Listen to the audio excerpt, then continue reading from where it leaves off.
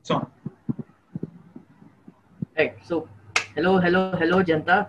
We have a very special guest with us today. We have Mr. Shaurya Sinha. He has won the Bal Shakti Award in 2020. He is the founder of SpectraVerse, a company which gave employment. Yes, you heard it right. Employment. He's giving employment to people at the age of 15, and he's also a part of LaunchX, which is something we'll discuss about further in the video, in the podcast. And very interestingly, so he's going to Stanford next year to pursue his undergraduate degree. So, hi Shaurya, how's it been? How are you doing? Thank you so much for inviting me to this podcast. I'm doing great. Thankfully the COVID-19 pandemic hasn't personally affected me, but yeah, just happy to be inside my house working and having fun during this gap year.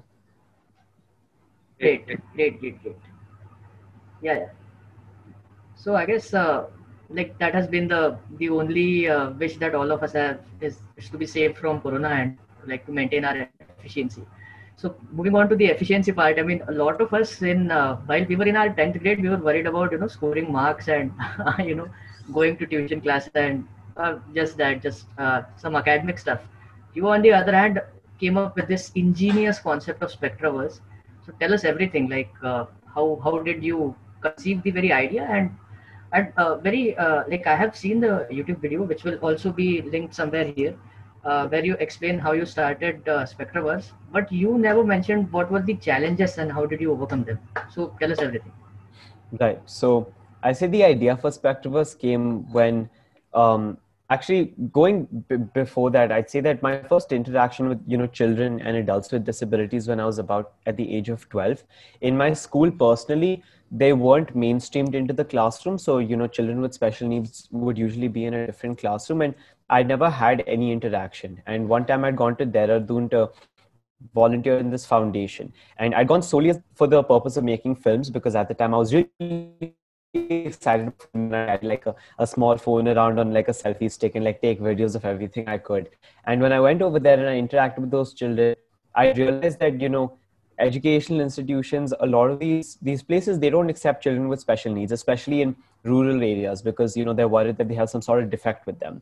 And because there are a lot of children, even though they have the right to education, aren't given access to the resources that would help bring them to a level where they could actually gain employment. So when I was working with this foundation, I realized that education is such a big problem. But the even bigger problem came, which was its knock-on effect, which was the fact that when all of these individuals reach the age where they would try and get a job and be financially independent, even the NGOs themselves would struggle to find companies that would give them employment opportunities. So I decided that I wanted to create a platform where I could connect like willing companies in the food and beverage industry, in the hospitality industry, even in the IT and ITES industry, and try to give jobs to all of these NGOs that I was working with candidates with disabilities. And I started it in about 2015, 2017, and ever since then it's just been a journey of talking to as many candidates as possible, trying to give as many jobs to individuals as possible. I gathered over about 5,300 candidates with disabilities, and I personally placed about 73 candidates. And, coming to your point about challenges, I think the biggest challenge for me definitely was trying to convince a company to give a job to an individual with a disability, because you'd like to believe there's no stigma. You'd like to believe that, even in a metro city, tier one city like Gurgaon, there'd be companies that be accepting these candidates with open arms and talking about diversity in the workplace. But for a lot of companies, even if it's something they'd like to do, it's just not a big enough priority for them to, invest resources into it. So, and it just becomes a reinforcing cycle. So for example, accessible workplaces are a huge problem. A lot of workplaces don't have the resources for a handicapped individual to work over there. And because of that, that naturally creates a limitation for anyone who does have a disability to work in an environment like that. So SpectraVerse sort of try to go into these workplaces, and number one, we try to convince them the economic benefits of hiring a person with a disability. For example, when it comes to attrition rates or turnover rates, it's far lower for a PWD candidate, which is extremely helpful for startups, for example, which have huge turnover rates. And after explaining them the business benefits of hiring an individual with a disability, we'd connect them with an NGO partner, and we'd start trying to conduct awareness sessions and, sign language sessions, for example, to sensitize the workforce of that company. And then we'd have a recruitment drive and try to get an individual placed. placed. So, my first 15 candidates I placed took me about 4 months of work. So, I hadn't anticipated how much effort it really takes to give an individual with a disability. And, ever since then, it's been something that, I give a lot more importance to now that I know the amount of effort it takes to take it from A to Z. Yeah, sure. Yeah. Just think just to to add follow on. up to that. Yeah, sure. Yeah. Amay, go ahead. Yeah. So I was going to ask that, okay, you approach big companies as well as, so you basically convince them to hire people with certain disability. So how do you overcome this? I mean, when you started this, you were like 14 or 15, right? So how do you convince big companies that, okay, I'm a 15-year guy, 15-year-old, but I'm going to do this. So many companies have this thing like, okay, your idea is good, but you get a certificate first. So how do you do that? How do you overcome that? Being so young and just doing this anyway. Right. I say that, for a lot of people, age was sort of like a disadvantage. And initially for me, it was as well, in the sense that, people would almost have this disbelief. But I sort of tried to use that shock factor to my advantage, in the sense that nobody else at my age was trying to do something else. Barely anyone I knew, even like double my age, was trying to do something like this. So there was such a scarcity of people trying to, achieve this objective, that anybody coming into this field is sort of looked at in a positive light.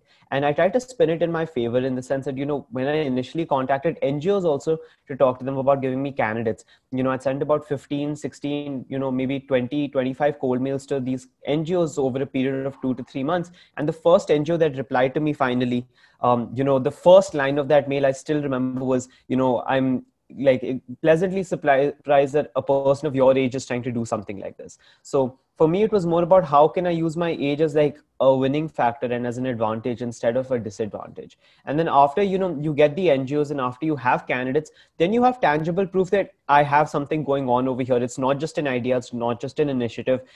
I am trying to create something of value over here. And then it was relatively more easy to convince a company after you have these NGOs also backing you up. Also, okay, anyway, just go. No, and how big is the team? Like, do you have a team, or is it like 4 or 5 people?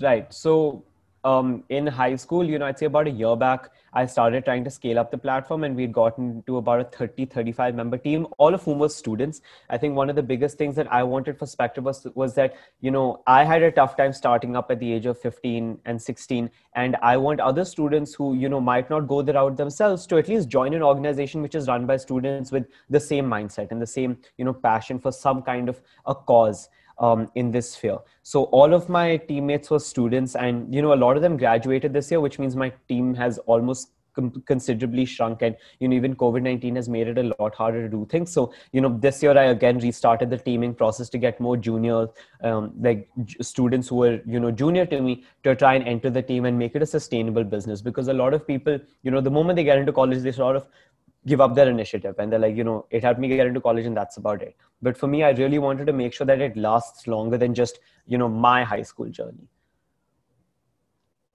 Yeah, great. So I just want to ask you one thing. What do you plan for the future? I mean, in order to stamp that authority that, okay, if any corporate wants to hire people, then, SpectraVerse is the thing where I should go, right? So in order to, establish that authority in the market, so that takes time, that takes a hell lot of hard work. So what do you plan for the future?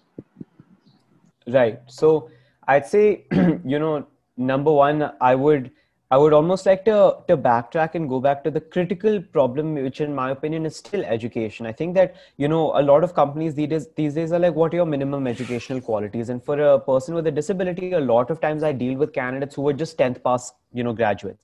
And the problem with the 10th pass certificate is that you're creating a glass ceiling for yourself, in the sense that, even if we talk about differently able candidates, the kind of jobs we speak about are, a server in a KFC, or, a data entry position, or, a call service position. I would like to see, differently able candidates rising up in the industries. And the core thing you have to tackle is, education. So, especially with the COVID-19 pandemic and everyone being at home, and, even certain individuals with disabilities being immunocompromised, and it is a health risk for them to step out. I've started focusing towards how can I create an e-learning module series and, almost like this repository of learning content to ensure that other different labeled candidates can upskill themselves when it comes to soft skills. Because I think that's one of the hardest things to do. It's this perception that society has created around you, which makes it hard to deliver in an interview, for example, or to create the right resume. If you want to learn data entry, you can go to a particular platform. But if you want to learn Indian Sign Language, I find it very hard to find resources to learn those things. So that's sort of my goal as of now, to try and create an e-learning platform and sort of build up, this library of learning content, so that once my candidates can upskill themselves, then I would like to almost create this SpectraVerse certification and, legitimize that and then give it to corporates. Also, yeah, just on a funny side. So if you want to build a website and all, there are many 7-year-old kids who learn coding from White Hat Junior and like, I can build my own website for which big companies are fighting outside to put money in. It's so interesting to see White Hat Junior's ads being targeted at 7 and 8-year-olds. Like, I'm learning coding right now and I haven't learned throughout high school. It's like almost intimidating that, this kid like who's coming up to your waist is probably better at Python than you are. Not only at Python, he has also got a fundraiser. So he's like way ahead in you. Yeah. Everything. Yeah. Right. So, Literally everything. The next question that I have is, again, the biggest thing any startup would have faced or may face is the recognition part. So no matter how good you work, it's very difficult to get recognized in the industry. So what was the story of getting the Bal Shakti and Bal Shakti award, and how did SpectraVerse come into the limelight? Right. So again, it's almost interesting how, you're using your age to your advantage, because the Bal Shakti Puraskar is only for children.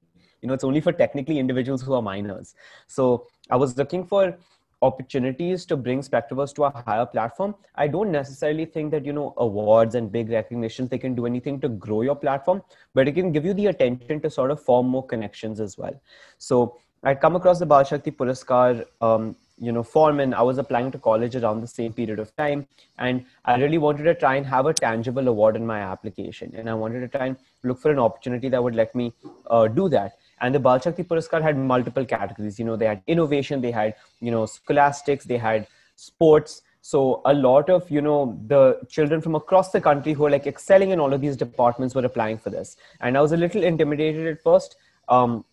But then, I submitted my application in, and, somehow in January, they reached out to me and they said, you've been selected to be a Bal Shakti Puraskar. And, like the kids I met over there were just absolutely insane. From like, I met like India's youngest, Formula 4 driver who's represented our country. I met Chirag Fowler, who is currently the IIT AIR, the rank 1 in India right now. So, these are very, very high potential students. I met like a 9-year-old who's climbed Mount Kilimanjaro. It was very, very, inspiring to see these people. So I'd say that, there are increasing number of opportunities for the youth in this country to, get a platform to show the initiatives that they're working on. And Bal Shakti was definitely one of them. A few more that I applied to were the Primerica Spirit of Community Awards, even the United Nations Volunteering in India, the program that they had a UNV award for social service. So I'd say that I didn't necessarily have too many awards that said, we're recognizing a startup, but it was more about the cause that the startup was working towards. So social service ke awards the, youth ke liye awards the. So I think that's how I worked around, the recognition for startups, which is usually very competitive.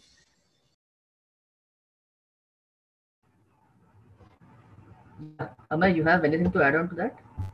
I think to add on to that, I asked this question, how do you stand your authority being so young? So I think you answered that quite well.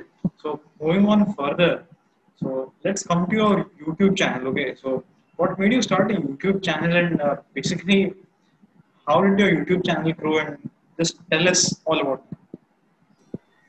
Right. So I think the start of my YouTube channel, I've always wanted to have a YouTube channel. I've always wanted to have a platform where I can put out videos that I make and it wasn't really about having an audience at that time. I just really liked filmmaking, right? So, in 2015, I put a few videos and on different channels, all of which are private right now, so you can't see them. But I think when I got into my colleges, the Ivy League colleges, and like I didn't get in, but my reactions to those colleges, that's a big trend in the United States, reacting to your college decisions. So when I saw that trend, I realized that, if I really want to make, YouTube take it to the next level, this is a video I can definitely make, and this could sort of launch my YouTube channel. And after that, when it started picking up traction, I realized that, just like Harish had come on to your podcast and spoken about there's not enough information about BITS, the same way there's not enough information about international students, specifically Indian students, getting into places like Stanford. We know that, this one kid got into MIT, this one kid, got into Stanford, but they're not sitting at YouTube and, giving like an entire background of their experiences in their journey. And the amount of applicants that India produces for places like Stanford, it's almost unthinkable how nobody has, opened up a video camera and tried to do it. And there are very few people who are doing it right now. So I really wanted to add to that. I really wanted to try and, balance almost this information barrier that's there between individuals who have access to counselors, are living in a city where a lot of their friends are applying abroad, don't necessarily need financial aid. I wanted to help people who have lesser resources to try and give them an insight into how admissions to foreign universities work. And that was definitely a big pain point I solved, because immediately the views started going up. So, YouTube almost instantly validates your problem that you're trying to tackle. So I think ever since then, I've sort of tried to, take my content in any way which I think will be helpful for my audience. And yeah, I don't want to stop it. It's really fun for me. Yeah, exactly. One thing which we can agree to, YouTube is fun. Content is king, So, yeah. Rajesh, anything to add on? Yeah, I mean, so the best and the funniest part of your YouTube channel, I would say, or rather, I found it on Instagram primarily, was the 100 kilometer in 10 days. It was like like a very ingenious kind of a concept, that a very simple thing, yet yet not very explored. Right, exactly. Yeah. Right. YouTube almost makes you search for these things which people will click on, and like it almost turns you into this, you're thinking from the other person's viewpoint. Like, today the question is not what makes people tick, but what makes people click. Like, you want to understand what's the kind of content people want to consume, what will make people buy into your idea. And if you are a genuine person and you're making valuable content, then people will stay. But yeah, it's just the content is so saturated right now. Like, Indian YouTubers are also doing really, really well for themselves. It's become even more important to try and, conceptualize almost like these wacky videos or these interesting videos and try to stand out. Yeah, I mean, wacky, as they call it, clickbait. Yeah. Okay, so anyway, Right. So yeah, please. yeah. No, I just have one question that so you were so in this video that I saw of yours, how to get into Stanford. So like the one thing which I was very very intrigued about is that you were very strong, very staunch about getting into Stanford from the very 10th grade, I guess. So Yeah. how was the decision made? I mean, were there no other options? Like, did you not consider going to the IIT? Right. Yeah. So that is a question I get a lot. Why did you only think about applying to the US? For me, it was primarily because I didn't know exactly what I wanted to study. And, with the Indian education system or even the UK education system, for example, you sort of get locked into a degree and there's not too much room for flexibility. At the same time, I also quickly realized that, I like studying, but I don't want to be spending all of my time on that. I was very oriented towards doing things outside the classroom, trying to make a real change rather than just being buried in my textbook. And the way the US education system is structured, you don't have to be a topper. It's almost like a barrier. Like, if you get a 94 or a 95, you're academically good enough. Now, what else can you bring to the table? So I think that whole system was really appealing to me from a very early age. And, Stanford in particular wasn't really a goal because, even in 9th and 10th grade, I didn't think that I could make it to a place like Stanford because it was obviously, the most selective university in the United States. It was a very far-flung thought, especially because you're coming from India, you don't have a US citizenship, nobody really cares. Like, very few people, a handful of people get picked. But slowly as I started working harder, I started putting more effort, and I started seeing results from my work. I started having those dreams of like, I would like to go to Stanford. I would like to apply to Stanford. So yeah, I think I did rule out, the IITs and all of that very early on. But I didn't have like a set goal for Stanford. It was more about just, US universities. Yeah, exactly. I mean, US schools also. I mean, variety is the single most factor which, uh, you know. So I mean, universities, people study economics, language, or sociology. I mean, many diverse subjects along with finance or something like companies, something like that. So you get variety. So it's basically very good if you want to basically start broader but go deeper as you generate an interest into a subject. Exactly. And the Indian high schools, like Indian education system, or even your high school, it's very hard to understand what you really want to pursue. Like, for me to be through 9 to 12 to understand I want to pursue engineering was almost impossible, because I have like 15 interests that I have. So I think it's very important for your college or your university. And, I applaud people who understand, that they want to pursue law, they want to pursue engineering, but like I fundamentally wasn't like that. And thankfully I had the resources to apply to the US. And I had almost I'd say the opportunity to think outside of this system. And I'll always be grateful for that. Definitely the opportunity to explore.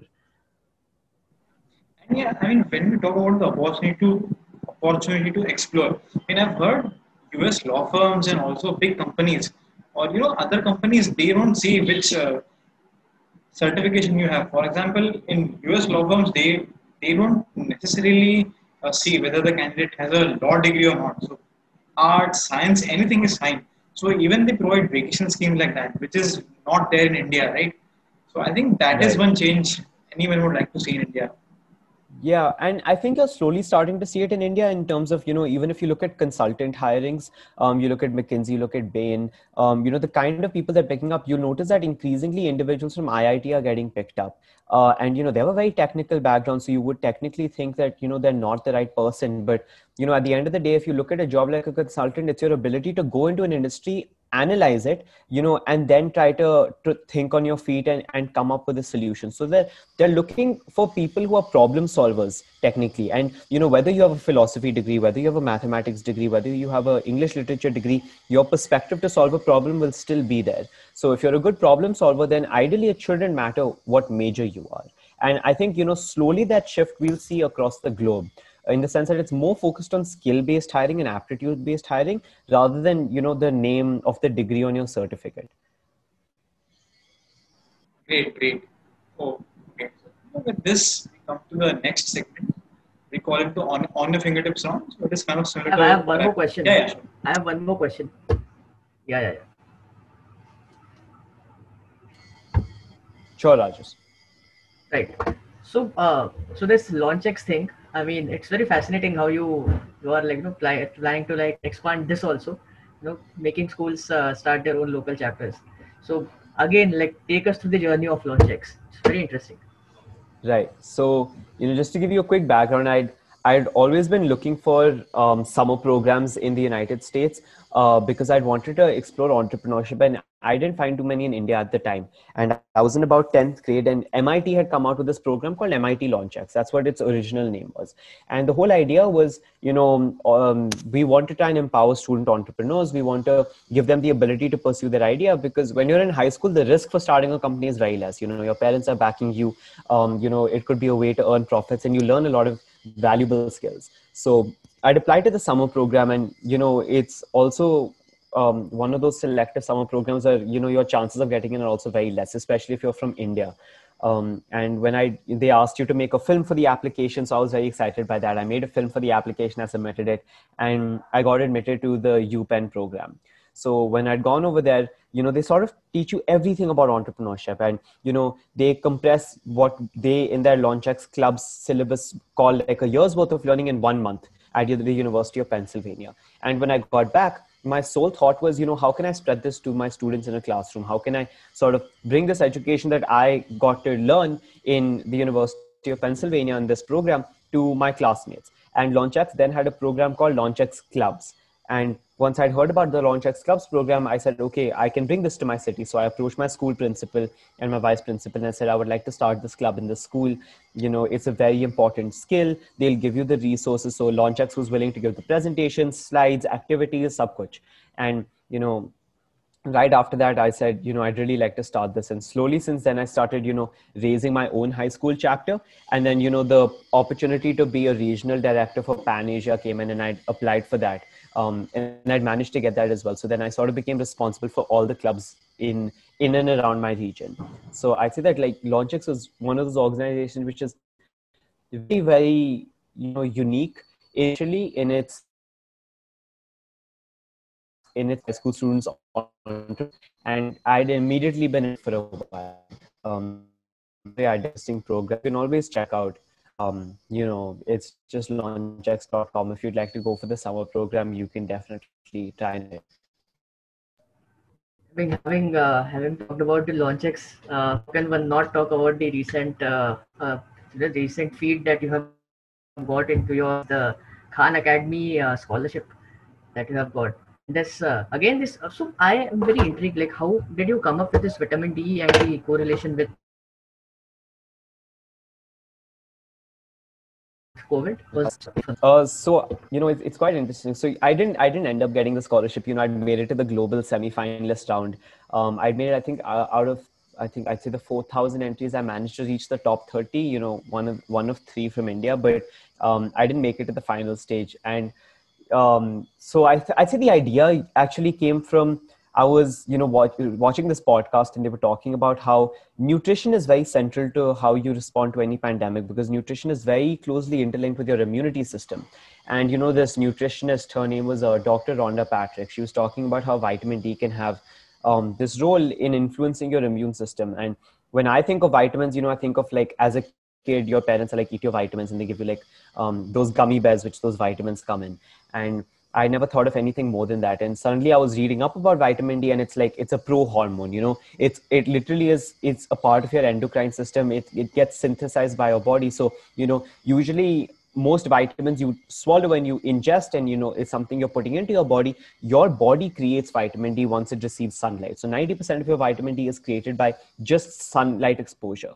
And I'd always been interested in this idea of inequity. Even with people with disabilities, it's about how are people impacted differently by something. And with COVID-19, especially, people were like, COVID-19 affects everybody. Doesn't matter your race, doesn't matter how rich you are, it will impact you. But the problem is that it might impact everyone, but it impacts everyone differently. So I started looking into how people with varying levels of vitamin D are impacted differently by COVID-19. So when it comes to South Asian populations, like Indians, for example, vitamin D is almost like a proper concern. It's a global health concern. A lot of Indians are naturally vitamin D deficient because of the color of our skin.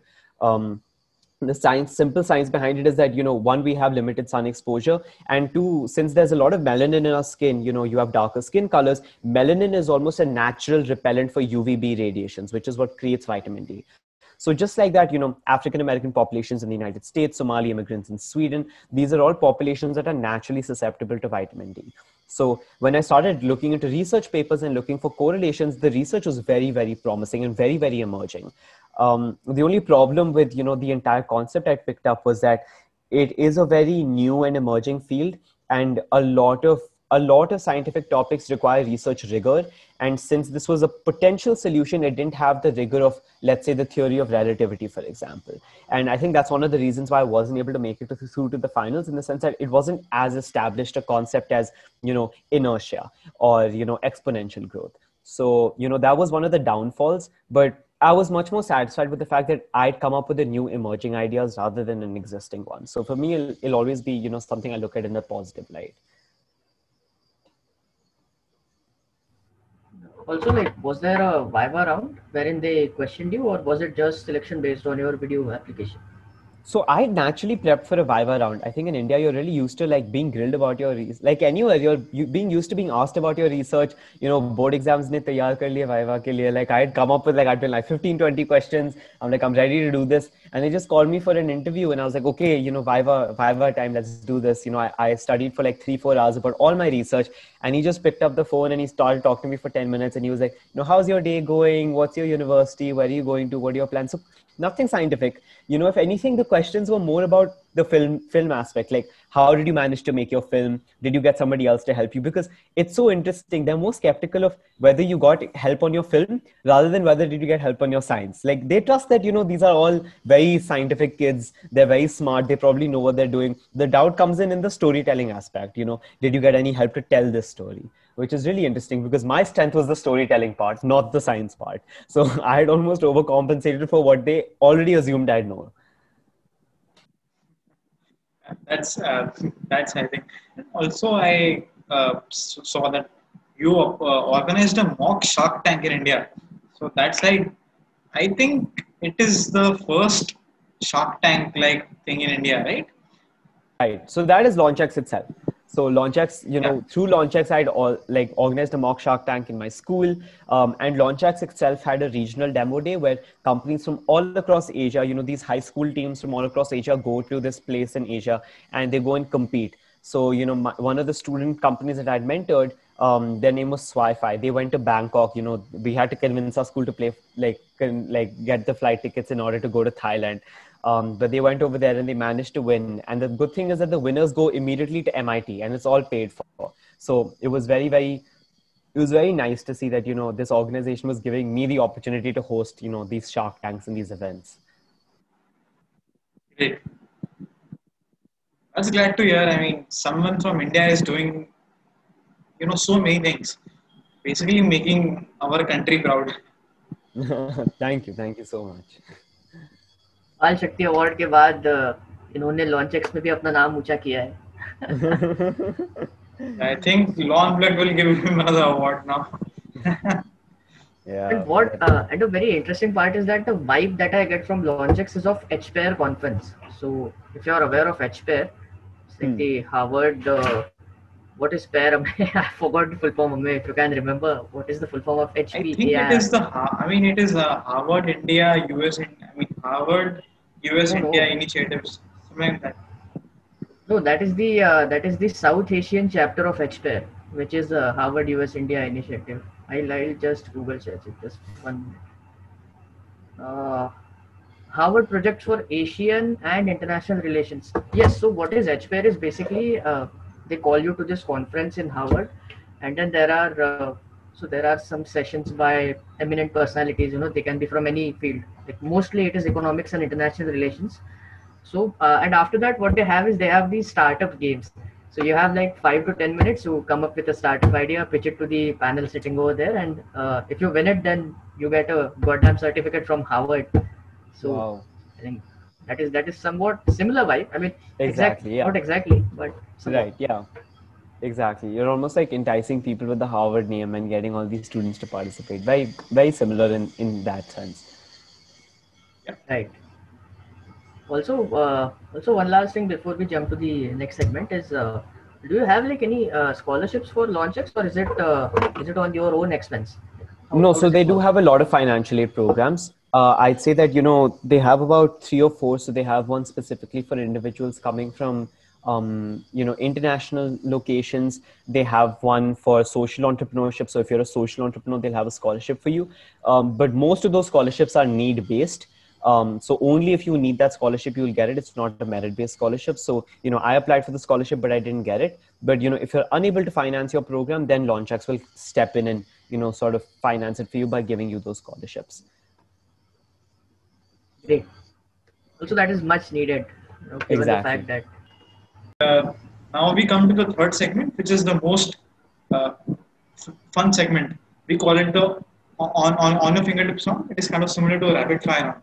So, firstly, I mean, just tell us a mantra which you follow while, you know, managing so many startups, taking up so many leadership roles. So, any one mantra you follow.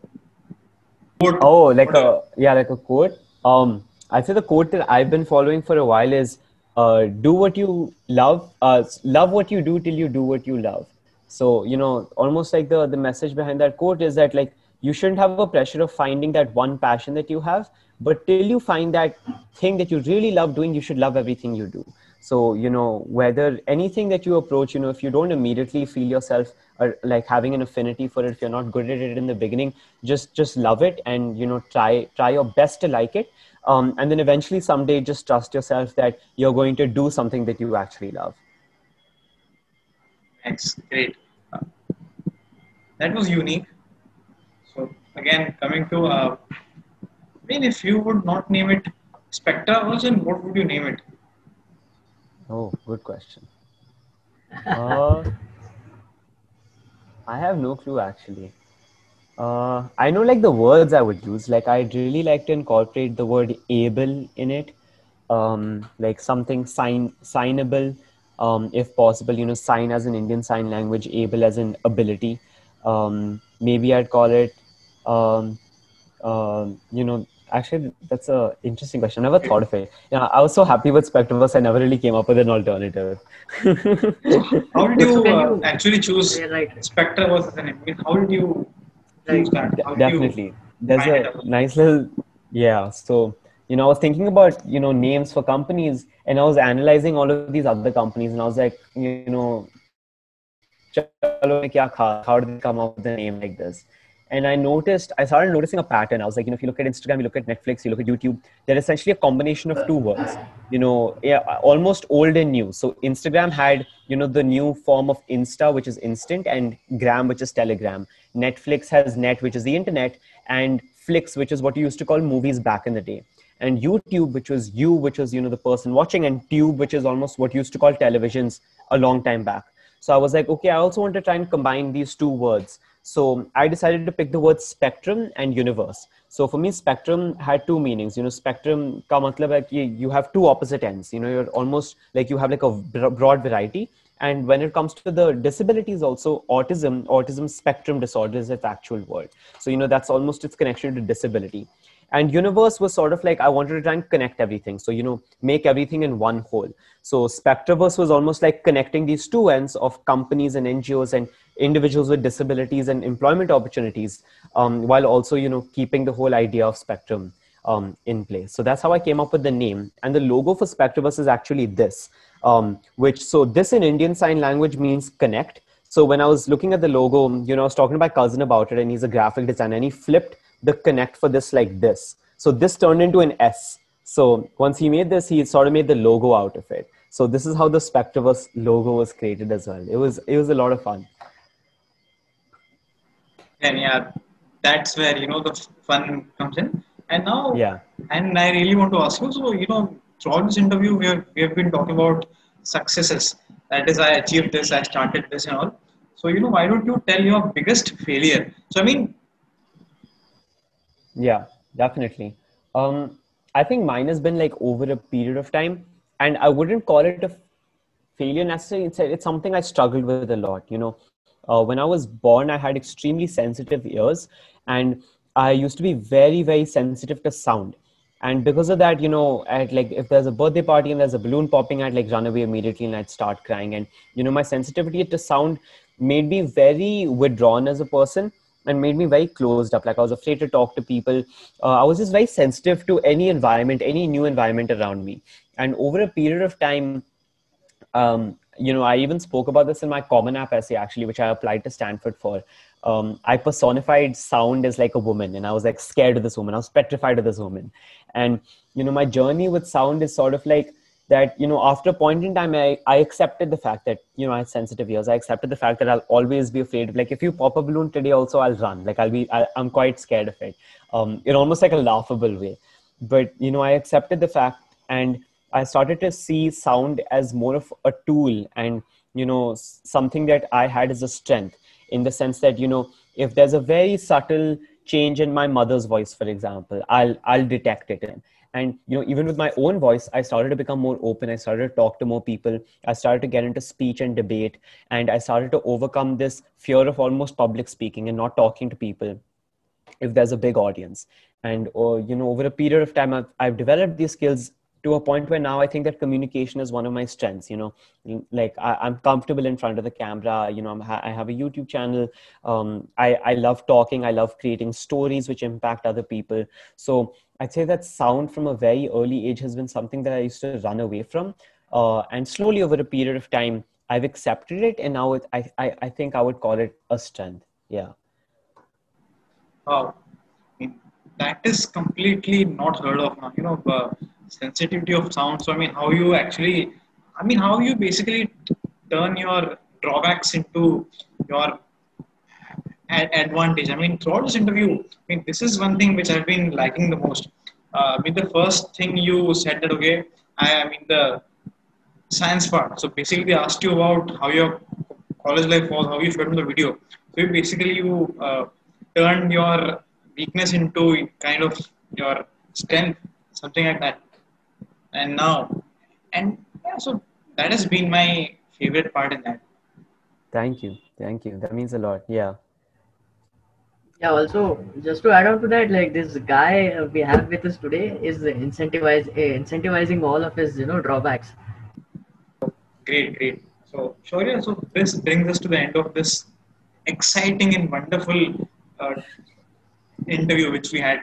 So again, as I mentioned earlier, turning your weaknesses into your strength, that has been my favorite quality which you have.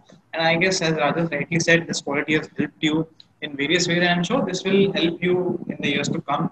And that's my favorite. So hope we both do well in our respective ventures. For sure. and, Best of luck to both of you as well. This podcast is a very great idea. Haven't seen too many things at the intersection of like law and, now you're bringing in people from different fields. I think it's a very good idea. I can't see where you guys go with this. Thank you so much.